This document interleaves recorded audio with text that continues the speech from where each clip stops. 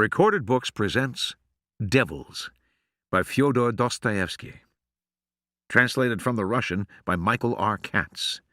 Narrated by George Guidell and directed by Megan Barrickman. This book is recorded with permission by Oxford University Press. The translation and editorial material is copyrighted 1992 by Michael R. Katz. This recording is protected by copyright, and unauthorized copying is strictly prohibited. Fyodor Dostoyevsky opens this novel with two epigraphs. The first is the following lines by Alexander Pushkin. "Strike me dead, but I can't see the track.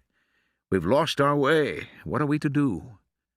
A devil seems to be leading us onto the field and making us go around in circles. So many of them. Where are they being driven? And why are they singing so mournfully? Are they burying a house spirit? Or celebrating a witch's wedding?" The second epigraph, which begins this story, is from Luke chapter 8, verses 32 through 35. "And there was there an herd of many swine feeding on the mountain. And they besought him that he would suffer them to enter into them. And he suffered them. Then went the devils out of the man and entered into the swine. And the herd ran violently down a steep place into the lake, and were choked. When they that fed them saw what was done, they fled, and went, and told it in the city and in the country.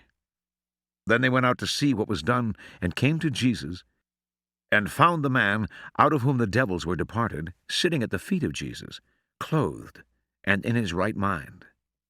And they were afraid." And now, Devils, a novel in 3 parts. Part 1. Chapter 1. By way of an introduction, some details from the biography of the highly esteemed Stepan Trofimovich Verhovensky. 1. In setting out to describe the recent and very strange events that occurred in our hitherto completely undistinguished little town, I am compelled by my own lack of talent to begin from some time back, that is, with a few biographical details about the talented and highly esteemed Stepan Trofimovich Verhovensky. Let these details serve merely as an introduction to the present chronicle. The actual story I intend to relate will follow later. I can state forthwith that Stepan Trofimovich always played a rather special role among us, a civic role, so to speak, and he loved this role so passionately that it seems to me he couldn't have existed without it. It's not that I'd compare him to an actor on stage, God forbid, all the more since I myself respect him. Perhaps it was all a matter of habit, or more precisely, his constant and noble tendency since childhood to indulge in pleasant fantasies about his own splendid civic standing. For example, he enjoyed his position as a persecuted man, even, so to speak, an exile.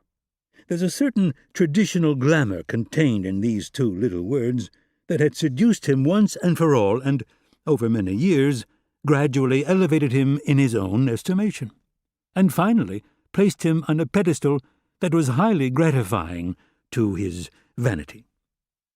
In an English satirical novel of the last century, a certain Gulliver, returning from the land of the Lilliputians, where the people were only a few inches tall, had grown so accustomed to thinking of himself as a giant that, as he walked along the streets of London, he kept shouting at passers-by and carriages to be careful and get out of his way so he wouldn't trample them, imagining that he was still a giant and they were very tiny. People laughed at him and made fun of him, and rough coachmen even lashed him with their whips. But was that fair?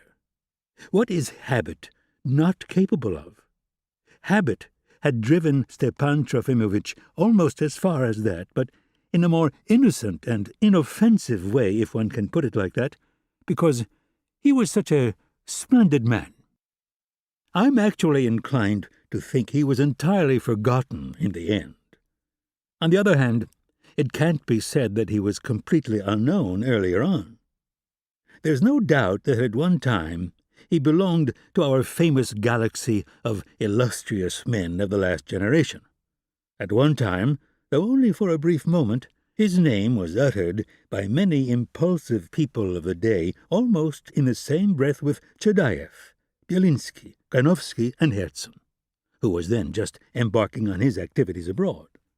But Stepan Trofimovich's activity ended almost as soon as it began, as a result, so to speak, of a whirlwind of concurrent circumstances.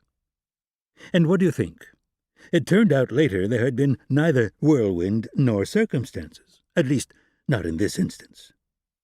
Only a few days ago I learned, to my great amazement, but from a most reliable source, that Stepan Trofimovich had been living in our province not as an exile, as we'd been led to believe, nor had he ever been under police surveillance. Such is the power of imagination.